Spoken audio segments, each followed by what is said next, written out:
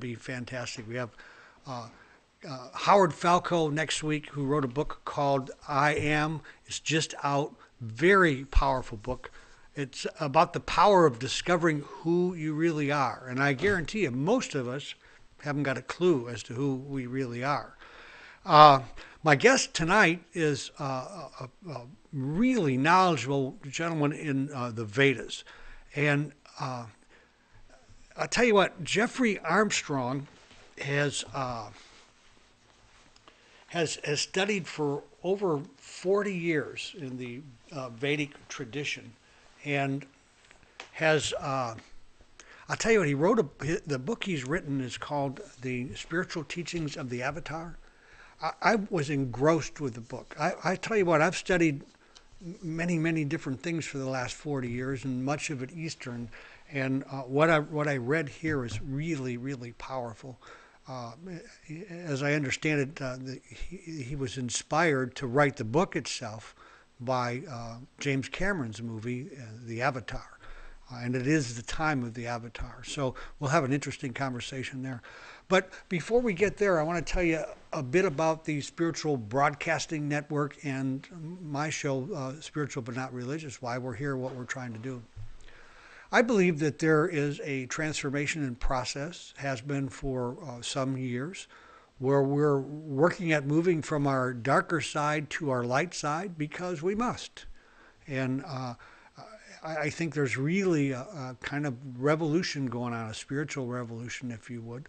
If we don't change, we're really headed for disaster. And so I think the thing going for us in all of this is evolution. You know, it's not about the strong survive, because now we're at a point where the stronger we get, the more likely we are to destroy ourselves totally. And actually, that the strong survive is kind of a misused phrase. The truth is, it is the flexible who survive, those who are adaptable and who are able to change. And the people that we have on the show, and our whole purpose is to bring you the many different diverse voices of that change, of that transformation. You know, there are literally millions of people. As I understand it, about 20% of the population of the United States right now identifies themselves as spiritual but not religious. Now that's very powerful. That was a phrase that wasn't even around in the 50s. And so all of this 20% of the population, these millions of people, have happened in the last few years. I think the new knowledge that we have, that science has provided, has put some holes in our old spiritual beliefs, so we've had to find some new ways to look at things. So, my guest tonight, Jeffrey Armstrong. We got him on the line, Tom? Yes, we do, George. Jeffrey, Jeffrey, are you with us? I am. Hey, listen, I understand that you were at teaching a class tonight, or a workshop, and you kind of had a couple of minutes to get here, and I appreciate you must have been rushing along to get here. Thank you very much. Oh, it's a pleasure. Yeah. Hey, listen, I've been, I'll tell you what, Jeffrey, I'll have to admit, I was unaware of your book or of you up until that Gary Bellows suggested you, but I am totally impressed with your work, your knowledge, and what you do. I want to thank you for the kind of thing you're putting out there. The message is powerful and truth-laden, which I think is super important. Oh, thank you. Well, you know, what I've been trying to do for many years is kind of be a bridge between the East and West. Kipling said, East is East and West is West, and never the twain shall meet. But not only have East and West met, but the whole planet is one community now. And India has such a storehouse of important knowledge that people can't see because they look at the culture only, sort of right. outside. Right. But for the last 40 years, I've been excavating that knowledge, sort of like a spiritual archaeologist, trying to bring it to everyone, because there's so many great tools for the way we live on the planet. Sure are. Hey, listen, before we get into that body of knowledge, what I'd like to do is give our audience an idea of who Jeffrey Armstrong is, so that I think your message is really important, and I want them to be able to hear it and digest it and go take a look for themselves to see if there's anything there that they might be able to use. So what how do you come by getting into the Vedas? What's this, where are you from? Where were you born and raised? What's your education? Give us a little bio here, a little quick background. All right. Well, funnily enough, and interestingly enough, like many, I think, people who've taken to the knowledge of indigenous cultures or India or done things that were not at all like the culture they came from. I was born in Detroit, and my father was an Air Force captain in World War II, stationed in India, interestingly enough. Ah. I'm inclined to think he brought me back as a hitchhiker and impregnated my young mother at the time as a war baby brought back from India, meaning that when I grew up, I had this, by the time I was 13, I had this insatiable hunger for the truth. It was the most important thing to me. That's what I wanted. I didn't want a job, I didn't want a family, I didn't want a car, I didn't have career aspirations. I wanted to know who we are, why we're here, and why people seem to be lying to me, why I don't seem to be getting the whole truth. Absolutely. So I just kept pursuing that. And so right on through the 60s, I went to university, majored in psychology, and I did a double major in literature and creative writing. Then my intense search got white hot, and I found a spiritual teacher from India, and I spent 5 years as a celibate monk in ashrams all across the United States. And then I went back and did another degree in comparative religion, and I studied Vedic astrology for 2 years, became what they call a Jyotisha, or a Vedic astrologer. So I added a lot of different tools and studied from a lot of different perspectives, but mostly it was to know about our planet and to know all the truth that was out there. But while I was at it, I was a martial artist, I did modern dance, I did fencing, rode and trained horses. So I was, you might say, a full participant of our culture. Right. Not really rejecting it in any way, just looking for the parts that were missing. So my approach to teaching is to bring together the best of both worlds, to keep what's strong and useful and beneficial from our culture, but add to it the wisdom that I found in this storehouse of knowledge all across Asia, but especially India has this huge library of incredible wisdom that includes yoga plus much more. And I'm an answer man. I'm looking for things that work. I'm looking for things that improve the human condition. And the last thing I didn't tell you is, since I was 13 years old, I've been a passionate poet, writing poetry every week of my life. So I have a pretty substantial collection right now of about 1,600 poems that are my attempt to translate this body of global wisdom into English in a poetic form. That explains to me why your book is really well written, and your way with words is excellent, and that poetic discipline sure shows through in your work here. I appreciate good writing. It's really excellent. You and I have very much followed a similar path, although I didn't. The Eastern culture has been a big part of my training. I first got introduced to it with the Maharishi Yoga.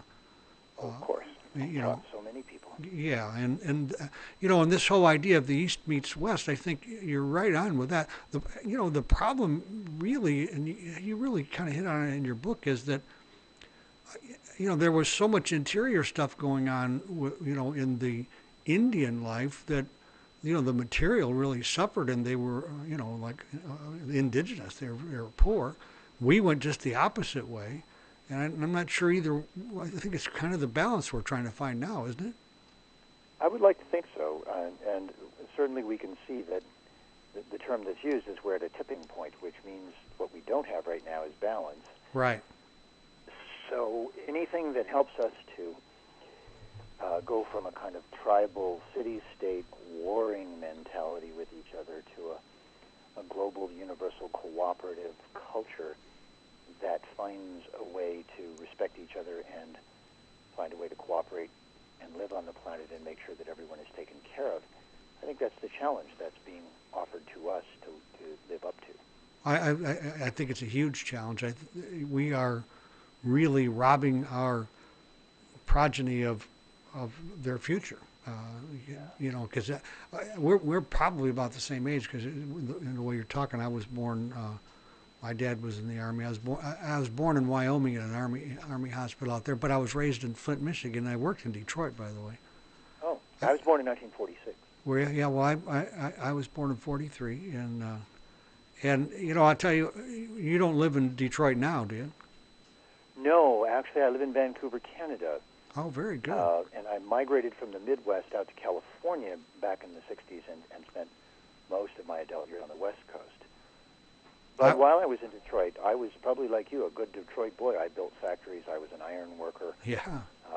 You know, we've been through the real solid life experiences.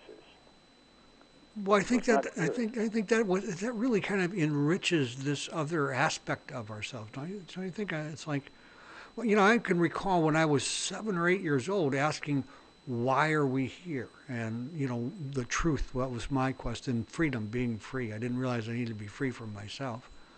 But it's been all important to me. Although I've like you, I've you know, like really tasted life, but at the same time, that's always been the motivating factor of my life. Yes, and to add some irony to that, we were asking that question, huddling underneath our third grade desks to an air raid siren, with our teachers telling us that huddling under the desk would be a good idea if there was a nuclear bomb dropped on us. Did you have a bomb shelter in your backyard? No, but some people did. Well, we couldn't afford one, or I'm sure we would have had a bomb shelter. You know, that was the deal. And like you said, being under our desks, that's what we were taught. Yes. Pretty amazing. That was quite a context to be awakened to. This world is in trouble. Well, you know, back then, you know, to talk that idea that this world was in trouble was, you weren't going to get heard because, you know, we were talking about the 50s and life was good, and it was, and a whole different world from what it is now. But better living through chemistry, it was a whole different paradigm. Yeah, a whole different paradigm. Who could have guessed at that point? Which you know, leads us into, you know, the same amount of time in the future. My goodness, where, you know, what will we be faced with at that point? You know, you were talking about the need to move from this tribal mentality. I think that challenge is going to haunt us for many years to come. Not just here in our world, but certainly there are other inhabitants in the vastness of the universes out there, and I'm sure we're going to come up against that many, many different times. Avatar kind of pointed that out, didn't it? For sure. It's a much bigger universe than we've imagined so far, and probably one of the amazing things about India is they did imagine its vastness. To quote the astronomer Carl Sagan, you can get a YouTube of this, him walking in a Shiva temple in India, and he says only modern science in India calculated the age of the universe in billions of years.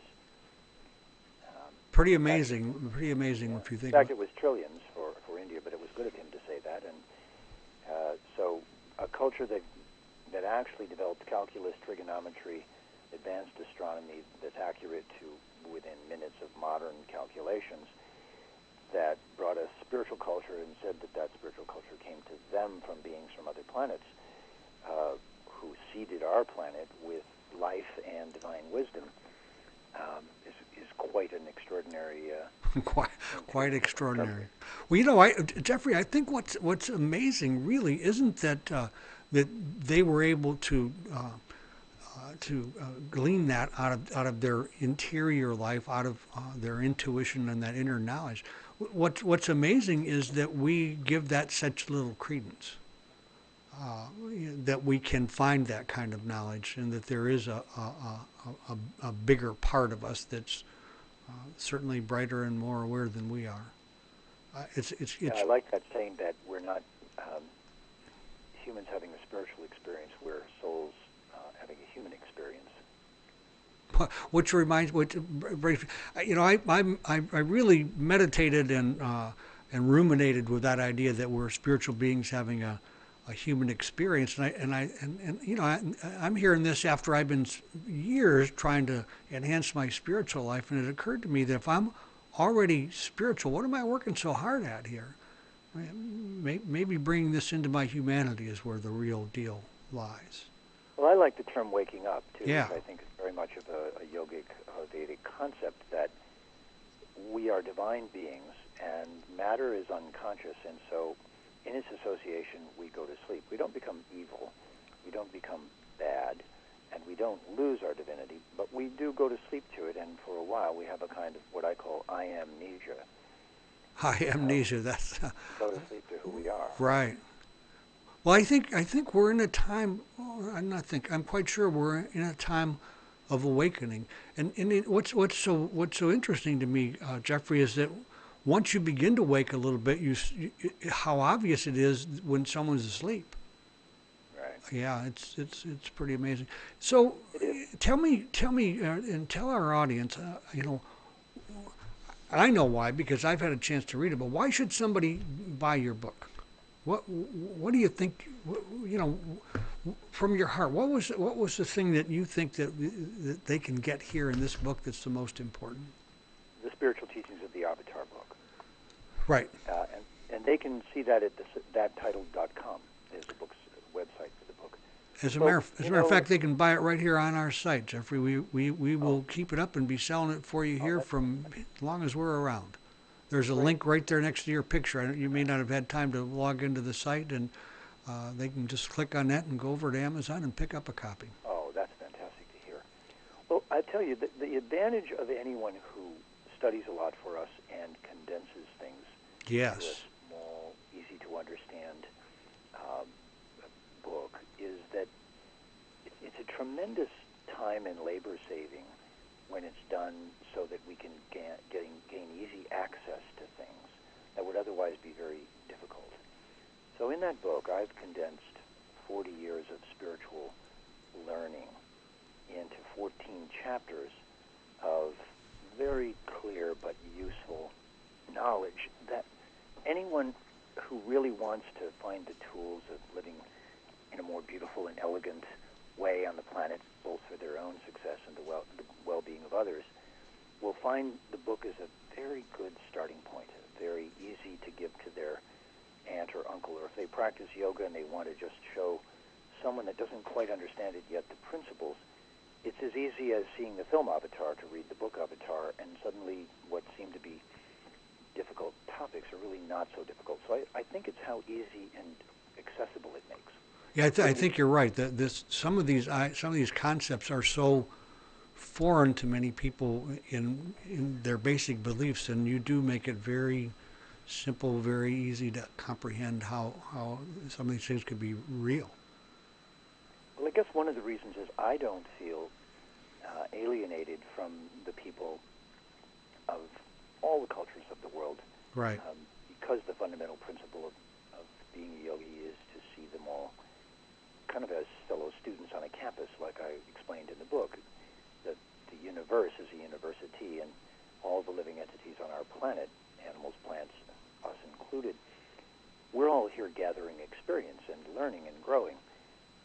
We have more sympathetic eyes for each other when we hold a model like that. We hold a little bigger view, and we try to see past the clothes and the nationality and the passport and the skin and the politics, and try to see the value of the being inside. So to me, ideas like that are just so easy to implement and so good for everyone that making them complicated, I once heard a definition that a philosopher is somebody who takes things everyone understands and makes them impossible to understand. Absolutely. So my goal was to not be that kind of philosopher, but to be one who presents it and makes it accessible. Well, you see, the thing that one of the many things I appreciated in your book was that the lack of arrogance. Like you're a bright guy with a strong collegiate background, and yet I didn't read that in your work, and that speaks real highly of you. Well, that's a good observation. I actually think very much of talking across to people rather than I don't see down to them. I only see across, to tell you the truth. Eye to I see eye. them all as beautiful beings, Right. Well, there's so many of us are frightened by diversity. When diversity is such a wonderful thing, and to embrace that, and when you think about the idea of God or a higher being, or not higher being, a higher power of some sort, whatever one might call it, all of the details between here and there really, they don't make that much difference as far as separating us, except we try to make it so. And This is it's a really important point. That's an ancient idea from India that, I have a way of saying this, let's see if this makes sense, that we're riding on an airplane and someone else is watching a movie that we don't like. So what should we do about it? Well, since it's their individual screen at their seat, the answer is just let them watch it. It's their choice. and watch your own channel. Watch your own channel. So what someone wants to meditate on is not a matter that should be for coercion. We shouldn't try to force them. We shouldn't try to force our ideas or our meditations or our visions of anything of that sort upon someone else. But now let's take another scenario where someone takes a barbecue out, puts it in the middle of the airline floor, fills it with charcoal, sprays on a charcoal lighter, and starts to pull matches out. Now what would we do? Well, the answer is tell them to stop and then stop them, because they're about to crash 400 people in the wrong place to have a barbecue. Absolutely.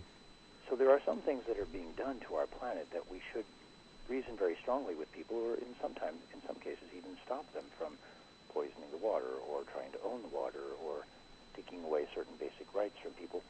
But matters of religion, matters of spiritual thinking, whether we agree with them or not, should be a personal choice that's never coercive. And I don't think religion would have such a bad name if they had followed that policy throughout the centuries.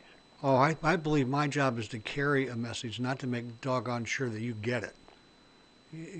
It's like... When I teach, I tell the people listening that, look, this is in demo mode, just like the software you download from the internet. Right. And you just download it and play with it, and then if you don't want it, just get rid of it. If you want it, then you install it. It's in demo mode. Well, one of the things in what you're talking about there, Gary, that I think is really interesting. My path, it seemed to me that, and I may be wrong on this, that you hit your path and you kind of stayed zeroed in on it. You went with the Vedas and you stayed with it. Whereas mine, I tasted this and tasted that, and my belief in how I believed in the idea of God has morphed and changed many times throughout the years. I've hit like a path for the last 30 years that are pretty right right in one kind of a belief system. But I'm not sure which one of those, if there's a good or a best, is as long as we're traveling in the direction. I mean, Good? Go ahead. Good or best is always a not necessarily the most useful term, but sure isn't. I would say what I discovered 40 years ago, was that the unique thing about India is that they weren't a one-book tradition that just had a set of rules or one prophet or whatever and one set of principles to, and they didn't then say that in this one book is everything. Right. Which is powerful. Learning and love books and love experiences and great authors. So to me, the fact that India, the Vedas, is a library of knowledge covering all subjects, from science to martial arts to health and healing to yoga to the Transcendental, so many things, that was enough to at least keep me extremely focused on continuing to go through its learning curriculum. But I must tell you that I have been an omnivore and have learned many, many, many other things along the way. Because to me, truth is truth. Right. No matter where it comes from, it doesn't have to just have the Veda symbol on it for me to think that it's true. So it's not sectarianism. It's just the library is so great that I stayed there for a lot of study. Well, isn't that what really allows some religions that they get kind of really off base on their belief is the fact that they all have some modicum of truth with them, no matter what, and it's that little bit of truth that can keep us hooked, along with our fear. that we might, make a misstep somewhere in all of this. Earlier in your book, you suggest something that I think is really powerful, and that's that the transcendental requires softness of heart and sharpness of mind. Talk to us a little bit about that. Especially I understand the softness of heart, but the idea of sharpness of mind seems to leave a lot of people out of the possibility, or some people out of the realm of possibility. I mean, I'm not sure that's what you meant by that, but tell us. One point is, you may often wonder why historically people in the medieval times could, in the name of a loving being like Jesus, hold in inquisitions and torture people and Right. act as badly as they did, or why any of the religions of the world could conduct sort of aggressive warfare in the name of higher truths and principles. So one way to look at that is that they were taught in a way that created very big emotions in them, very powerful emotions that overwhelmed them and were very often beautiful emotions, but their minds remained darkened. Right. Their minds didn't get purified and freed of the darkness that was within him. So they could justify with one part of their mind causing pain and suffering, which anyone looking, say, at Jesus, for using him as an example, would not think we have to conduct a war in the name of Jesus. It's just a joke to think that Jesus would have coerced people in that way. You can see it in the way he behaved. So you would have thought that would have been obvious. Right. The French philosopher Rousseau said, Christianity is a great religion. Europe should try it sometime. And by that he was saying, right. There's nothing wrong with this. Gandhi said the same thing. He said, Christ I really like. He said, Christians, not always, because they're so-called. Right. So the idea that we should try to develop our heart and be able to have bigger emotions, more all-encompassing divine emotions, is supposed to be accompanied by the development of our mind, holding a more universal view. And in a way, science has tried to do this, but they gave up their heart in order to do it, funnily enough. Right. And modern science I call the runaway abused child of the medieval Catholic Church. They now hate their father, but hating your father is not the answer, but the best of science and the best of religion would be a lovely answer, an open heart with a big view and a divine perspective and a grasp of science and seeing the beauty of divine intelligence everywhere.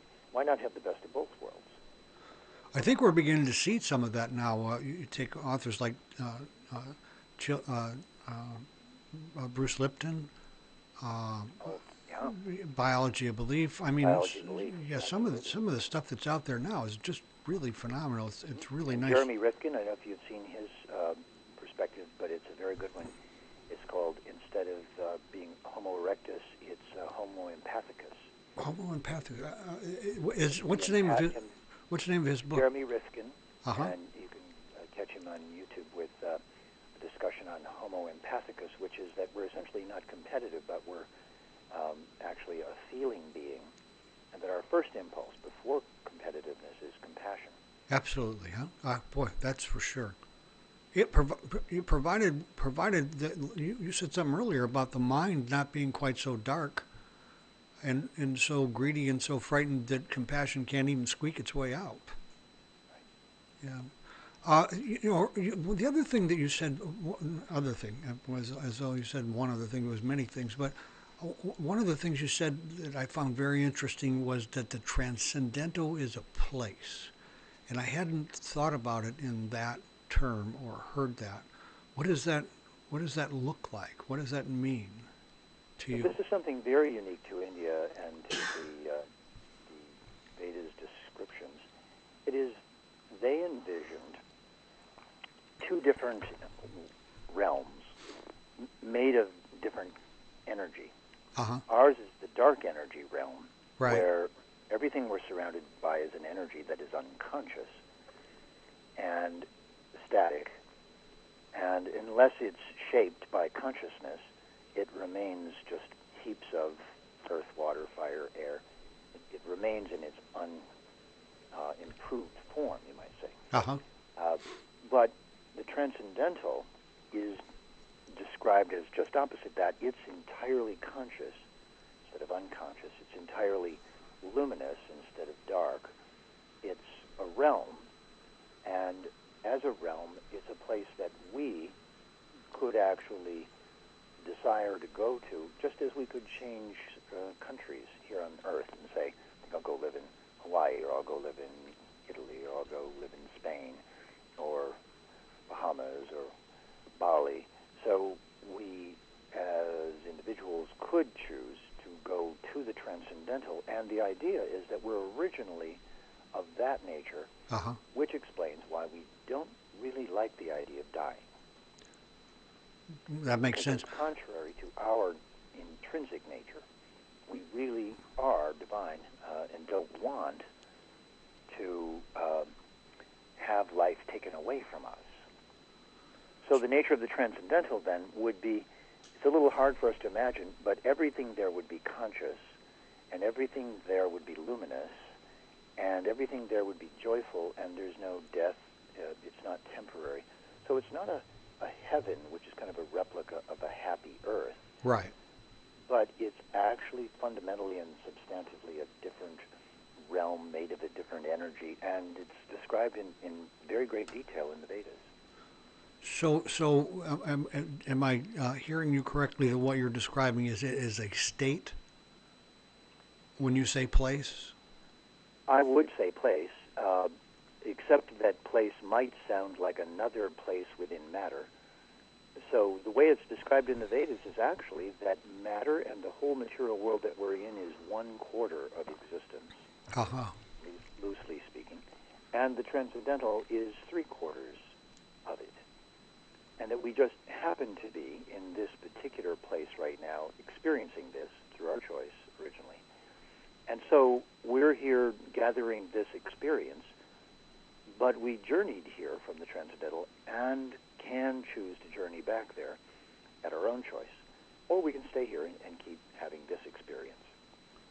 But here we're a little bit like a fish out of water, because we expect things to be eternal or divine or keep lasting, if you'd like, then we keep getting frustrated here by getting the things we like and then having them taken away from us. Right. Well, you know, you use a really powerful, important word in that whole concept, and that is the word choice. And, you know, because I'm sure that it's a choice. I've made some choices myself that have taken me from here to a whole different realm, in this, you know, material plane that we're in now. But, you know, the big problem for an awful lot of people is that if we choose to choose, then we have to become responsible. We can no longer play victim. And sometimes that whole idea of being responsible is more than we can bear. Yes, and that's a really important point, that our sensibility that the universe around us is hostile. Right. Has been created most often by people who wanted to be tyrants, so they postured that the universe was indeed also tyrannical, that whatever the supreme being was some kind of ultimate dictator, wanted to hurt you, wanted to throw you in the basement. The example I like to give is if you lived next door to somebody and they had some children, and in punishing their children they told them, if you do that one more time, I'm going to put you in the basement, turn the furnace up, and leave you down there. Right.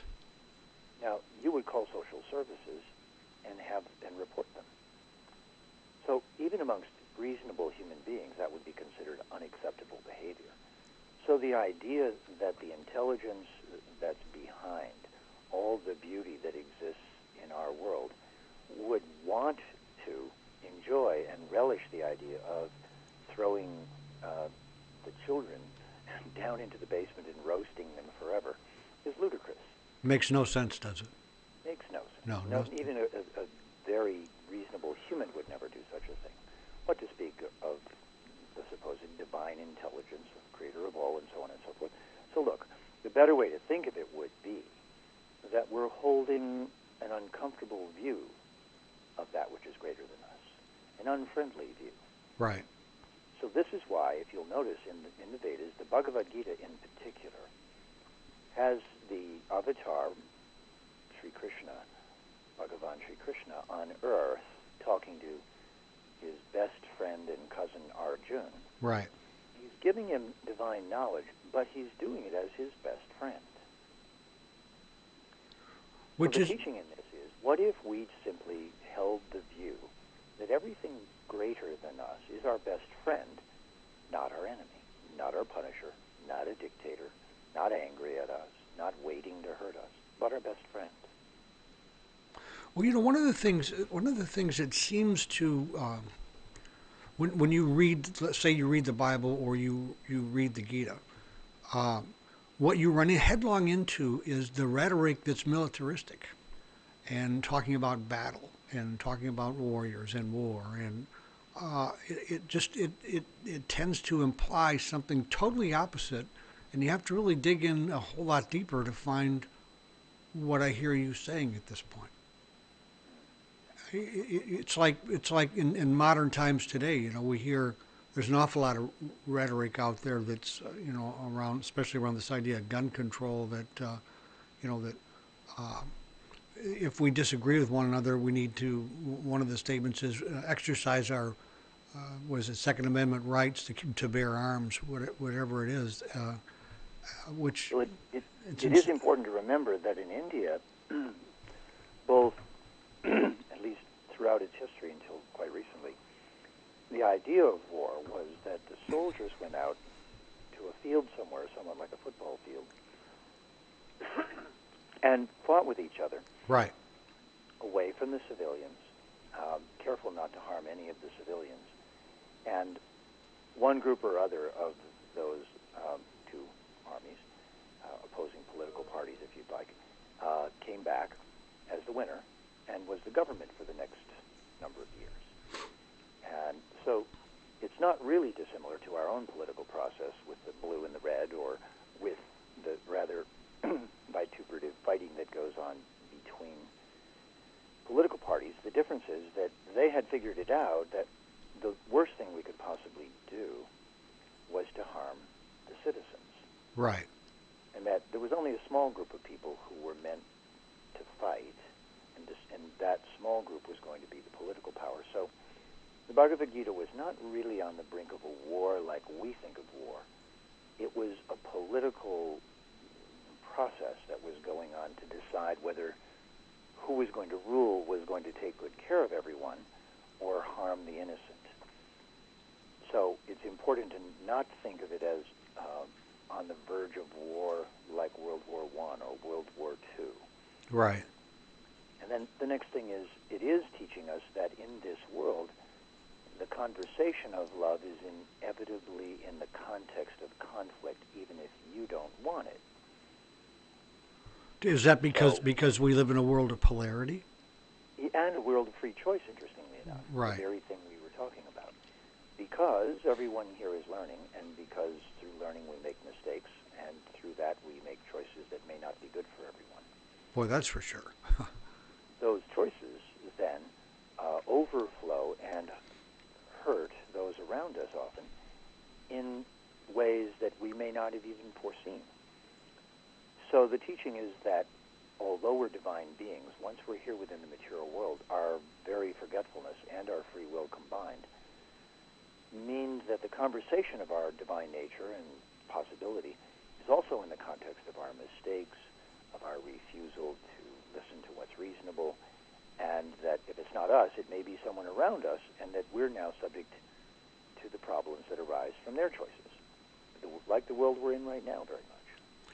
Well, my personal experience with that is it's like I have to walk this kind of tightrope between being all love, being all compassion, being and yet at the same time not being a doormat where you get walked on. So there's this conflict and I think it's a natural thing that drives us to this need for balance, which seems to pervade all of the religious philosophies. That balance is what we're trying to achieve. Not all of them are equally eager for balance, but at least Well, for that's for some sure. idea. Right. Right. I would say it's particularly yogic to try to achieve balance, and that's what the Namaste symbol is about. When you hold your hands in front of your heart, balancing the two together, you're kind of saying, I'd like to find the place where I get what I need, but it's still for the good of all, and I stay balanced rather than going dangerously out of balance. Well, yeah, because go ahead. Yeah, go ahead. I think I was born self-centered. I think everybody's born self-centered. So I'm quite sure that I didn't create my own self-centeredness, although over the years I exacerbated it. And but I think that at some point we have to come back to this idea of being other-centered rather than being the center of the universe. That that self-centeredness has caused us huge problems. It continues today.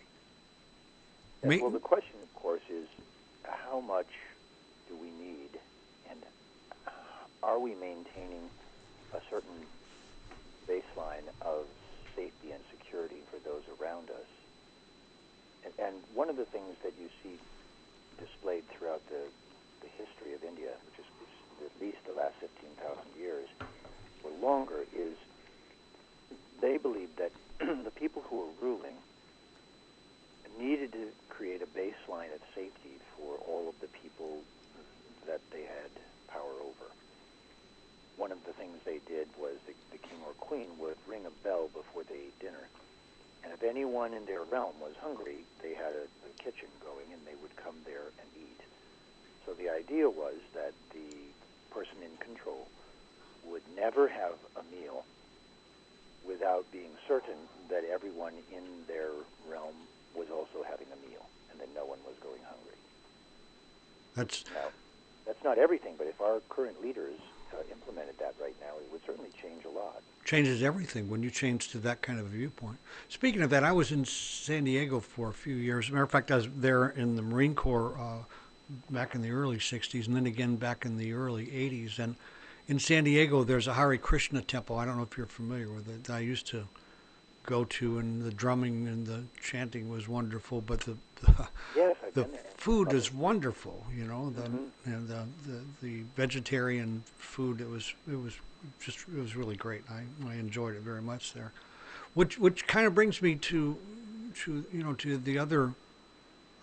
Another question is, how does sectarianism, or I don't know if sectarian is the word, how does the different facets of the traditions, like Hare Krishnas are very much into the Vedas, and you have how does that all come together? I mean, is there the same kind of problems that like maybe the Baptists have with the Catholics? Does that play out in the Eastern philosophy also? Well, of course, humans are in some ways similar everywhere, in that there are certain human qualities that when they get too extreme become problematic. Right.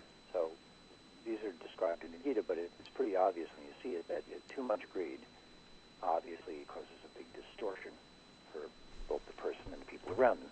Too much anger does the same thing. Too much desire for things outside of ourselves does the same thing. So in that sense, India is no different than anywhere else. But what India did do was they allowed a very wide, you could call it biodiversity of spiritual viewpoints. Huh. Because they figured that it was better to allow a wide diversity than it was to face the consequence of trying to police people's minds, which is sort of what the Inquisition tried as an approach. They said, okay, we'll just kill anyone who doesn't, or torture them if they don't hold a specific viewpoint. Matter of fact, we won't even police their mind. We will just make the accusation. Well, that's exactly what I was going to say, is that unfortunately that approach is now demonstrably worse than probably the problem, or any problem we could have. That becomes a worse problem. Right. So with India, you did, and many of the indigenous cultures all got this. They looked at nature and said, look how biodiverse it is. So let's try to have that as our role model. Well, it was very good for many wonderful things, but if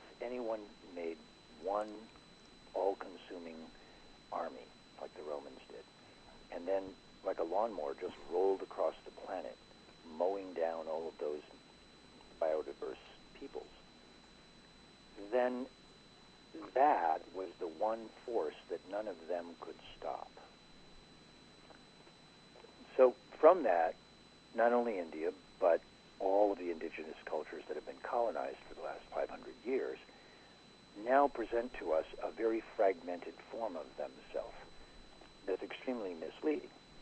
So in the 16th century, India was the wealthiest country in the world with universal education all across India, and the British purposely dismantled that educational system so they could colonize the country. Right. Which brings up a word. I'm sorry, go ahead.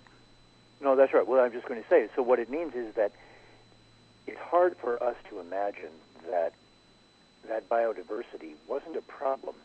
The problem was people came in who just wanted to exploit the resources of those cultures and take them home to their people.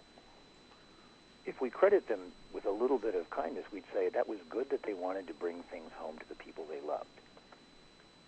But the consequence for the planet was not good. They didn't know how to play nicely, and they went in and took advantage of this biodiversity and just kind of destroyed it. So we now see as the indigenous peoples of the planet, including India, these damaged cultures. Therefore, we shouldn't judge them by their outside. We should try to get their ideas, and it looks like we now have to re-implement them. That we have to find a new level of biodiversity for our planet, or we're in danger now of watching a couple of billion people die. So we're back to that need for balance, aren't we? We certainly come back to that again and again because Yeah. it seems to be the theme of the material world. That's what the yogis say. Uh-huh. And Without the truth being is, mindful of that, we endanger everything. and the truth is, there's no balance point that just is. Balancing is an act that's continual. In other words, if I'm on a Driven tight, by consciousness. yeah, if I'm on a tight wire and I stop, I get balanced. That whole idea that we're going to get balanced really isn't possible, is it? No, it's not. It's not going to happen to us from the outside. No. It's going to be because more and more individuals become conscious, and in that consciousness make conscious contributions to balance, to well-being, to biodiversity, to recycling, to living in a cyclic way on the planet. And eventually, by doing that, they and the world around them that they touch will be constantly restored, or the fabric of it will be rewoven. I'll tell you what, this hour is going by so very quickly. I knew that was going to happen with us. You've got I have so much I'd like to talk with you about. Hey, while I'm thinking of it, I would really like to have you back in March or April and talk about the Vedic astrology. Your reputation as a Vedic astrologer is really powerful. Would you be interested in that? That would be lovely. Oh, that'd be great. Yeah, we have we've had one really excellent astrologer, not a Vedic astrologer, and the viewership was very high with that, and I'm sure with you it would be really strong. I saw some of your YouTube videos, and the one where they brought you in for a test and you didn't see the people. It was very powerful. Your That was Michael Shermer, the publisher of the Skeptics magazine. Yeah, that was excellent, and to do that well with Shermer was that in itself was a real a real powerful thing. I do want to talk a bit about in the last 4 or 5 minutes. What I'll do is just kind of turn you loose, and you can talk about whatever you want. But you've got some kind of a workshop coming up that Tom was telling me about. That did you want to tell our viewers about that? And then Tom I think he may have even putting up the chat room, and we'll put it on Facebook and Twitter for you. Certainly, thank you. Well, we're in Florida right now, and so generally we're in Vancouver, Canada, which is where my partner Sandy Graham and I live, and so we're visiting with Gopal and Radha Bello, who, like myself, are 40-year yoga practitioners, and Gopal and I have started teaching some seminars together. So we're going to be doing on Friday, January 14th, at Simply Yoga Studio in Delray Beach. We're going to do a talk, and then the next day we're going to do a 4-hour intensive called Ignite Your Yoga. Uh-huh. It'll be great for anyone who's trying to find out what yoga is and how to find their way into it, or for anyone who's already practicing and wants to take their practice to another level. Delray Beach, that area over there, Delray Beach, West Palm, that's all a real spiritual hub over there. A lot of stuff going on where recovery going on over there. Is that so? Well, we'll be lighting up the skies that night. I think everyone will really enjoy it. I bet you will. I'm sure you will. I do want to talk before we run totally out of time. You have in your last chapter, you say that I'm trying to think of how you say it. It's the best secret or the biggest secret. Tell us what that is. Well, this is a very profound yogic secret and I was alluding to this when I said to you that the Bhagavad Gita was spoken in a friendly tone. Right. It is that our bodies are made mostly of water.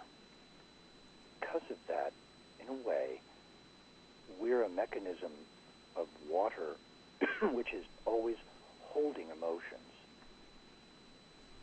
And so one of the great secrets of the knowledge of India is that the world around us is filling us with its emotions, filling us with its ideas. But if we become selective and we decide what emotion it is that we want to hold, then we can override all of those incoming emotions and hold a greater emotion, hold a greater thought and a greater love, you could say. A bigger emotion than any of those. You've heard the saying, bent out of shape. Well, what happens is emotions heat us up, and then they also can bend us out of shape. They surely can. If we're going to be repaired, we also have to be heated up by a great emotion. So this is one of the most advanced understandings of yoga, that by the right meditation practice, we can hold an emotional relationship to that which is greater than us. It doesn't make us feel small, intimidated, insignificant, afraid. All of those negatives, we can turn them into positives. The old yogic saying is that when a cat is carrying a kitten in its mouth, and when a cat has a rat in its mouth that it's about to kill, both of them are in the mouth. It's all attitude. The kitten has a very sweet emotion and is having a nice ride, and the rat is terrified. So the yogic secret is it's we who choose those emotions. There is no right or wrong in it. It's just we're going to live in the emotion we choose. And that's exactly the case. And I'll tell you what, there's such a great number of what they term codependents these days that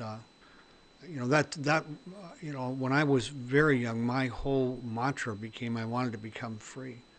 I had no clue at that time that it would take years before I had an idea that what I was trying to get free of was this exterior force on my emotional being, and that I could actually control my own emotions, which I think is important. There's a fellow named Father Martin talks about the need for, he put an equation to it, I over E, or intellect over emotion.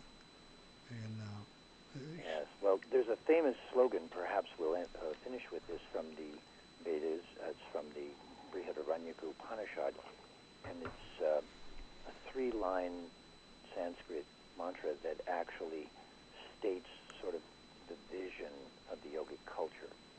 The first line says, Asato ma sadgamaya, which means, from that which is temporary, lead me to that which is eternal or permanently true. Tamaso ma jyotirgamaya. The next one says, from darkness, lead me toward the light of truth. Mrityorma amritam gamaya. From death, lead me down the path toward immortality, to reclaim my immortal nature. Keller said, "I believe in the immortality of the soul because I have within me immortal longings." So the Vedic culture says those immortal longings are the remembrance of your true self, your true nature, and they're the remembrance that you're meant to have the love that you've always sought, and that it is possible to achieve that, and that we're on a great journey that culminates in achieving that. Believing that is a satisfaction that we then live in every circumstance. And even if the circumstance doesn't support that, we still know that it's true. One of the things that supports that idea is, we've been given this false belief, I think, that, the only way we really learn or transform or change is through pain. No pain, no gain. And in my own life, I have found that there is a more powerful force, and that's desire or love, and that I can learn from that maybe even better than just pain. Absolutely. The no pain, no gain is the intermediate stage of waking up from completely asleep. But the stage after the no pain, no gain is to try to live in this world in a sublime and elegant way. And the old saying is, never get in a fight with an ugly man. He's got nothing to lose. Isn't that the truth? Yeah. And once again, we're back to the word choice. Very, very powerful. We came by you through Gary Bello. I think also has an Indian name or a Vedic, Gopal. Seems like a really charming fellow. I'm looking very much forward to our conversation, and I just I thank him for introducing us. You're an interesting guy. I appreciate our time together, and hopefully you'll come back with us in a couple of months, and we'll do some Vedic astrology.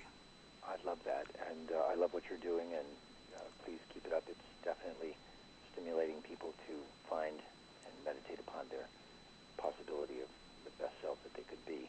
And yes, Gopal is a master of yoga and Patanjali's yoga, and teaches it both in a practical way and in its original form. And so I'm sure you'll enjoy having him on as well.